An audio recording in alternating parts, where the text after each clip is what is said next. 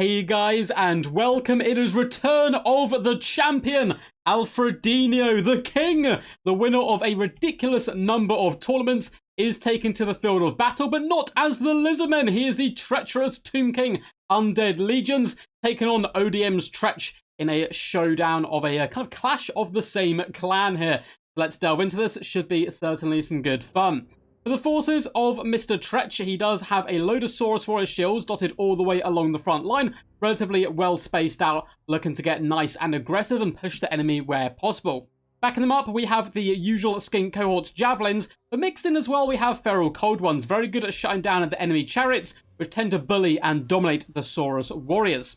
On the far flanks, we have Cold One Spear Riders. Looks like one on either side. That is indeed true. And we have a glorious Skink Priest Beast coming over that Manticore summon. Leading the army, I am very, very impressed by ODM's Tretch. He has brought the mighty Crocky G. Unfortunately, he does seem to have forgotten Grimlock at home, which does make me very sad. But still, he's going to be fast, mobile, and Hand of the Gods can certainly go brr against a lot of the Tomb King Lords. For the forces of the Tomb Kings, it is a mixture of skeleton warriors as well as chariots, which is to be expected.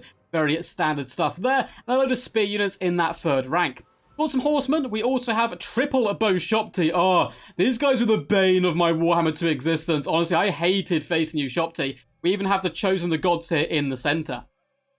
Leading the army is going to be Ark in the Black, coming with a humble Spirit Leech, as well as his very powerful items and abilities. Without further ado, let's get this battle underway. I'm expecting the Tomb Kings to initially kind of bait an engagement and then start to fall back, trying to get as much utility as possible out of the cycle charging potential behind the Skeleton Chariots and the Bow Shopti. But we'll have to wait and see what happens. Very nice Lizardmen build though as well. Very wide. They're going to push the enemy on all fronts. Cold One Spear Riders whipping around the flanks as well. Might be able to engage with the Ushopti if they can get free, but this is pretty scary, this many chariots rolling dirty towards you. We're going to have to see quick reactions from the Cold One Spear Riders and Feral Cold Ones. They're kind of going the wrong way, though. Definitely want to be pushing in on top of this front line. It does open you up to Bow Shopti fire, but if not, this is what's going to happen to you. Chariots will rove through your lines unimpeded and just slaughter Saurus by the dozens. A fantastic anti-infantry tool, and they're going to be getting out of there before the cavalry is able to react too quickly. Lovely hit and runs all the way along the front line. Really good discipline and play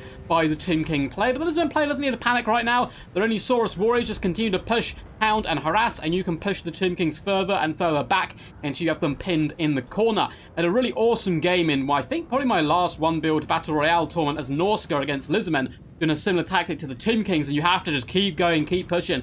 If you can trap them, things can certainly go rather nicely for you. We have an Overcast Spirit Leech, which increases its range. Looks like Bow Shopti also focusing them down, realizing they're the biggest threat to this build due to their ability to take down those chariots and enemy cavalry rather effectively. It looks like the Clever Kills are snapping at the wheels of the Tomb Kings. Might just be able to grab down one or two chariots, but the horsemen are going to countercharge. Masterfully timed play there by the Tomb King player. That's going to be enough there to rampage the Feral Cold Ones and, seal the deal, force them off, and free up the chariots once more. On this far flank, it looks like chariots are evading Saurus Warriors where possible. We do get a nice, juicy Skeleton Warrior summon coming down, trying to once again pin in the Feral Cold Ones, who have been rectified their rampage situation by a cheeky Cold-Blooded. Load of Skinks are pushing up in deep reserve here, perhaps not wanting to get run over by the nasty chariots, who are continuing to pound down the front line, doing some really nice damage. The Skeleton Warriors, that'd be a bit weird. I mean, they could be undead Saurus Warriors, I suppose. Are we moving up? Looks like Bow Shopti are repositioning themselves at the moment. They are starting to run out of room where to hide. We're going to nasty Spirit Leech go down the Feral Cold Ones. They don't mind too much, though, because they've already sniffed out their targets, or have they? Once again, the horsemen push through the chariots, clattering in to the rather feeble and weak-minded Feral Cold Ones. Going to be enough to dumpster them, you would think. And the Saurus line is pretty beat up, and it's not even arrived yet at the front line of the Tomb King player's main battle line. Early Hand of the Gods does come in, and oh my god, Kroggar pitting on the talcum powder and just bam, pimp slapping Arkan hard across the face. Did not enjoy that one whatsoever. Beautiful punch and kind of middle finger from Kroggar, who's probably very frustrated so far with his army's kind of lack of ability to really catch the enemy and deal some damage back. Saurus Warriors have finally hit the front line, but they look pretty much spent already. Just dueling some Skeleton Warriors with the Skeleton Chariots, doing some decent cycle charge. And look at this rotation. Tomb King player going to wrap all the way around. Bo Shopti can unleash hell upon the enemy once more, focusing on the Cold One Spear Riders where possible. Take out the mobility. You can cycle charge the infantry for a decade. It seems like some chat's getting a little bit stuck in now the Saurus Spears, which isn't really where they want to be, particularly with Kroq-Gar moving in. And if he can get to grips with them, he can take down chariots with mighty swings and jabs of his glorious spear. And it looks like, oh, is it going to go down? Looks like some skeleton chariots are still being pinned in place. And there we go, one explodes just by the mere gaze of Kroq-Gar. The pure badassery and awesomeness of him does force those chariots to explode. Chariots going to move in now. They're taking significant damage on the approach, though. Skink Court Javelins, they do damage to basically any unit. They're really powerful. And Saurus Spears are attempting to hold back the chariots where possible. Saurus Warriors continue to grind, doing their jam, taking down the Skeleton Warriors. And finally, the Lizardmen have started to have a bit of success kind of catching the enemy. We see Horse Lords are starting to go down. We also have some Skeleton Warriors who are suffering, but the Lizardmen have suffered greatly. We have a Feral Manticore summon. This could be a great way back into the game. Ark the Black is not looking very pretty at all, and one or two big hits could take the boy out and swing the tides in favor of the Lizardmen. Because at the moment, I think the Tomb King player has just had such good discipline that it's been hard for the Lizardmen to get anywhere near them, really. Seems like the Feral Manticore has decided instead to go after the Chariots. Not a bad play, because the Chariots are obviously quite problematic. Yet another miscast comes in by Ark the Black. He's sure he's going to be doing some nice sprillish damage to Crocky G, but he's really taking quite a pounding nowadays. Looks like Kroq-Gar uses Explosion to get out of a dangerous situation. Feral Cold Ones are answering the call. A couple of idle Lizardmen units need to get moving again, but they're relatively beat up, and I don't know if they're going to have a massive impact on the battle. Saurus are eventually dragging down Skeleton Chariots here, but it is taking them a significant amount of time. Triple Bo Shopti is still alive, still active, and have retreated back to the safety of the corner of the map. Protected at the moment by Arkan, but maybe not for long. The Feral Manticore is going to swoop in here and jump on top of the Undead Lord, doing some okay damage. It's a hit, missed with the second hit, though.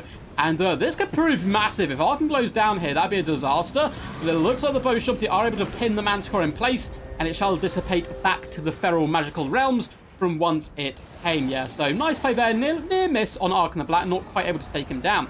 Saurus are grinding through the front. The Skeleton Chariots are slowly buckling and losing and being drained down. Very close fight so far. Skeleton Spearmen being dispatched. We have more Saurus Warriors who can push forward, and Kroq-Gar is still alive, so there is hope.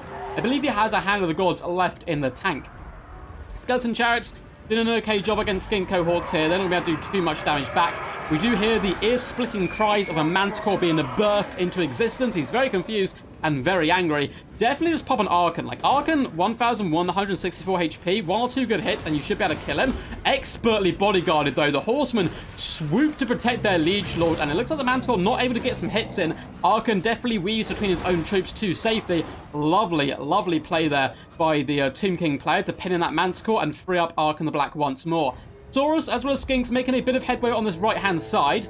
The Skink Cohorts are trying to push the Bo Shopti, but they've got almost no chance of reaching it at the moment.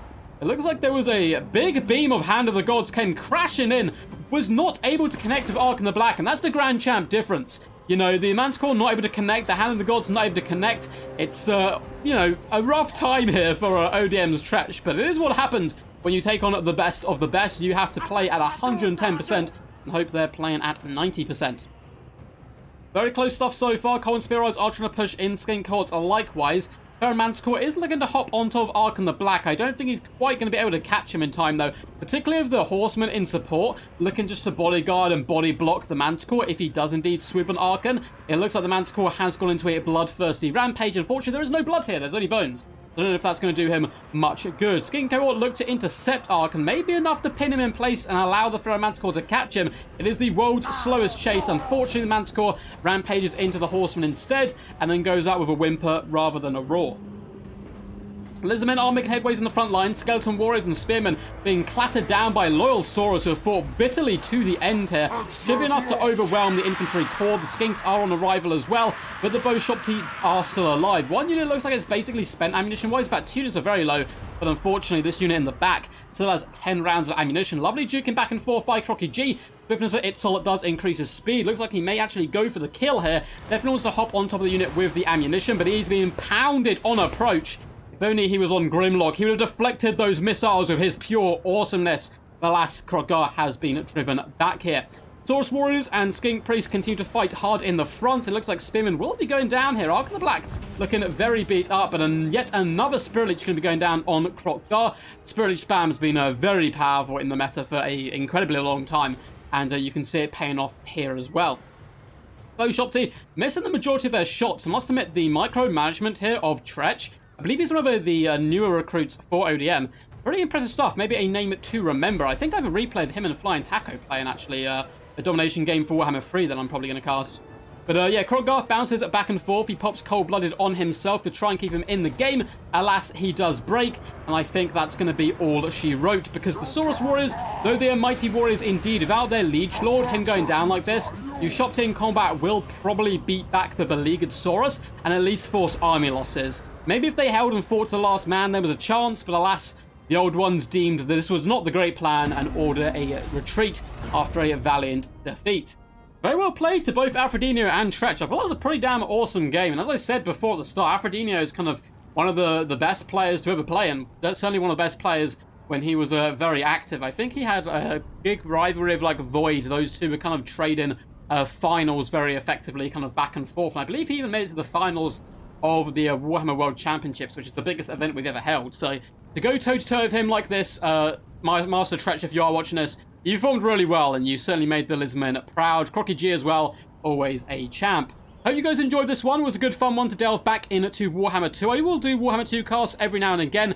Probably only like once or twice on, and during the week and so on, because I think, though the games are still really good and fun, and it's a nice bit of mix-up from the standard factions we're seeing at the moment in Game 3, the meta is obviously, pretty much what the meta has been now for a very long time, so it's not too much to explore left in Warhammer 2. But I'll delve in every time I find a really interesting game, and I thought this was a great one. It's awesome to see Alfredino back in action. Hopefully when Immortal Empires comes out as well, we'll get to see him in game number 3. If you guys did enjoy, make sure to like, subscribe, and comment. All those things greatly help out the channel, and there's a bucket ton of links in the description below. Until next time, peace, and as always, stay awesome.